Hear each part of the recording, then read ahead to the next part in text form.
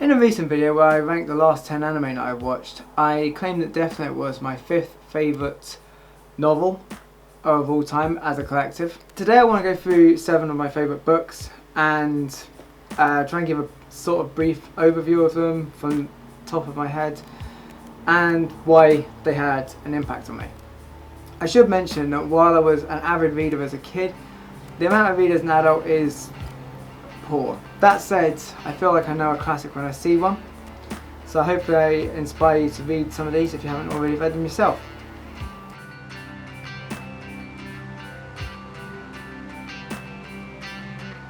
Partly inspired by the case of Josef Fritzl, Room tells the story of a 19-year-old woman who is abducted and is forced to live in a single room shed outbuilding with her 5-year-old son who is produced in such an environment.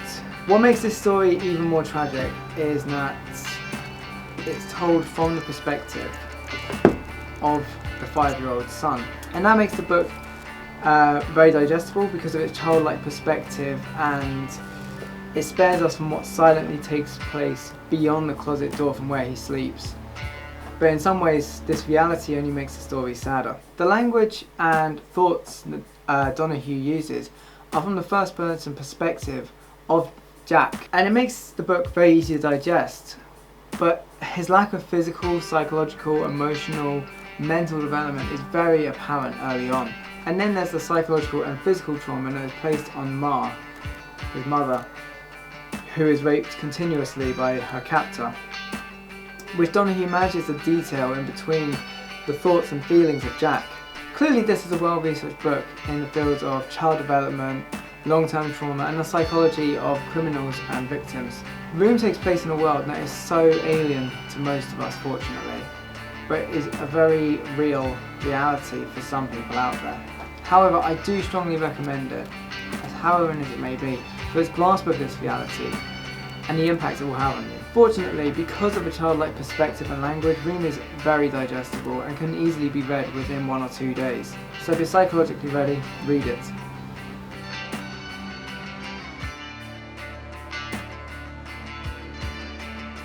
I'll be straight to the point. I had to read this for the Access to Higher Education course that I was on, and what's more, to begin with, I hated it. The first 10 chapters are as slow and dreary as they come, even if they do show Jane's humble beginnings. The prose and perspective is a little more flowery and sensitive than I normally want to read. Also, there's a ridiculous wedding scene about 2/3 of the way through, and it's clearly the foundation for so many soap opera weddings ever since. But that is one of those things that makes this book ahead of its time, I guess. The thing I ended up falling in love with was the character of Jane herself. She had a job of making it to adulthood, and now here she is, equipped with a resilient nature and a wit sharper than most around her, and all of it has to be played down because of her role in society. And then there's her employer, a walking contradiction, who at once recognises these traits in her and loves her for them, but at the same time wants to keep her bottled up. This pompous Tory type does actually have some redeeming qualities, but simply for being a manipulative chink in Jane's armour, it kind of voids all of that for me. In reading Jane Eyre, I found myself rejoicing alongside Charlotte Brontë, who is clearly revelling in the newfound freedom of a woman demonstrating intellect and creativity. If the language doesn't put you off and you can get through those first 10 chapters, then you'll understand why this book is such a classic.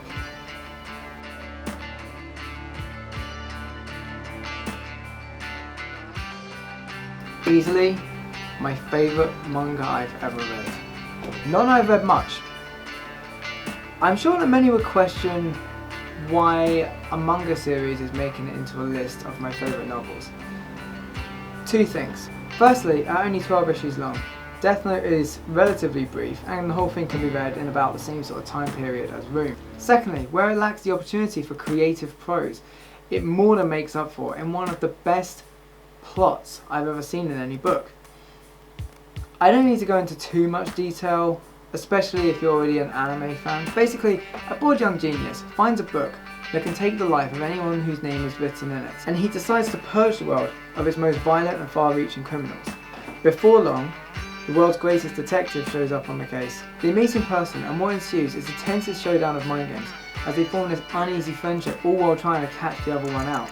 That's the gist, but along the way are so many plot twists, as police forces are set against each other, wildcards are played from both sides, rival detectives appear, and before long entire countries are dragged in. 12 short books, an entire world of characters, constant plot devices being introduced, and yet the whole thing is very digestible and well paced. Whether you're a manga reader or not, if crime thrillers are your thing, you need to get in on this.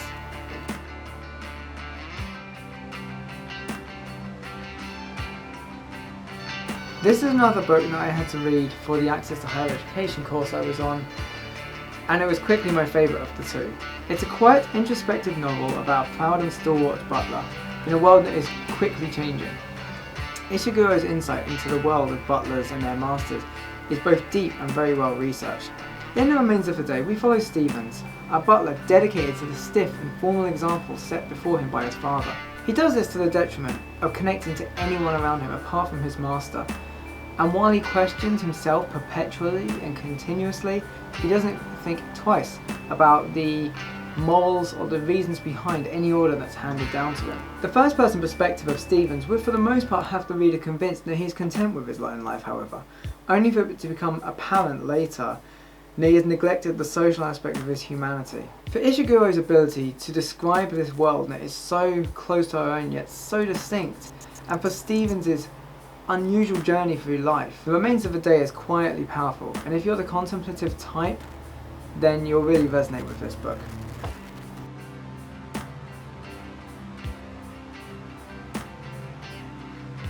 As a general rule of thumb, I try to avoid any media to do with World War II. And I also find war novels don't do it for me. This book, The Dynamite Room, is an exception on both counts. In a kind of reversal from Room by Emma Donoghue, The Dynamite Room is about Lydia, an escaped evacuee girl who has run away back to her home, only to find that a Nazi soldier shows up not long after. He lies about the occupation of the UK and then takes her hostage. What follows is a continuously shifting of dynamics between the two.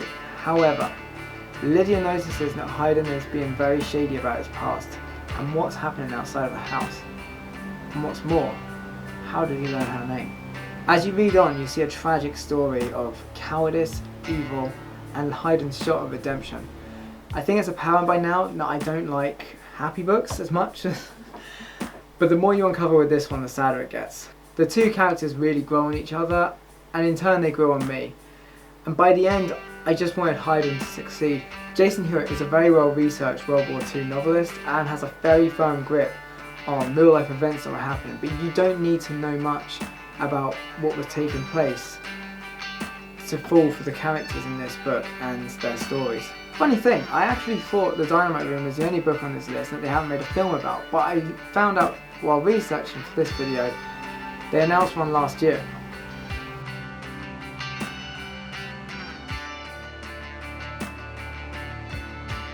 This is a very spiritual story wrapped up in layers of metaphor. It journeys through moments of terror, playfulness, gore, love, pain, and eventually acceptance. Life of Pi follows Pasim Patel. He's a teenager, moving with his family to a new life in America by boat, when the boat sinks, and he finds himself on a lifeboat, the only human survivor. Along with Pi, there's a hyena, a zebra, an orangutan, and a Bengal tiger who make it onto this boat, and before long, it is just Pi and the tiger left. The story toggles between the physical, that is to say, the immediate danger, finding himself trapped between a tiger and the Pacific Ocean, and the metaphysical, his pan-religious struggles, and the personifications he creates just to cope with his loss. There are various points, including a long stretch of the book, where the lines between the physical and the metaphysical get very blurred. To be truthful, I can never really tell what Pi was experiencing, honestly. But Yann Martel draws enough connections to relate the whole book to the universal concept of God and how we perceive it. Life of Pi is probably the closest any of my favourite books becomes to being a fantasy novel. And while I like psychological and supernatural stories and films, spiritual ones kind of But whether you're religious or not, Life of Pi finds a way to leave you with some really deep messages without tying itself too much to any one religion.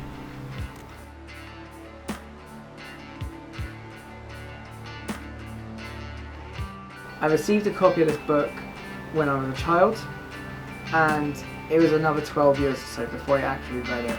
Straight off, the perspective of a hardened, vicious half-wolf being raised in one cruel, violent world before being thrown into another was inspired. The analysis of how this wolf thinks, behaves and learns in each new environment must have required a lot of deep thought on what it means to adapt and overcome. It's this last aspect that makes White Fang my favourite book of all time. A far cry from its movie adaptation, which I heard about later, my reading of White Fang had it pegged as a brilliant source for some black metal lyrics, full of brutal imagery of savage killings, constant debate on instinct versus fear, and a continuous painful cycle of destruction and reinvention of the self. White Fang was truly my first taste of an introspective book that pulled no punches. A complete aside here, but I only started listening to Avenged Sevenfold once I heard the song Sidewinder, because it reminded me of Jack London's tone in this book. Despite all of this, White Fang is the book on this list that fills me with the most hope. Some other books on this list may have what you can call a happy ending, but something about seeing the complicity of humanity in those occasional moments of kindness made them all the more profound. So yes, White Fang may well be another book that I recommend from a love of amateur psychoanalysis.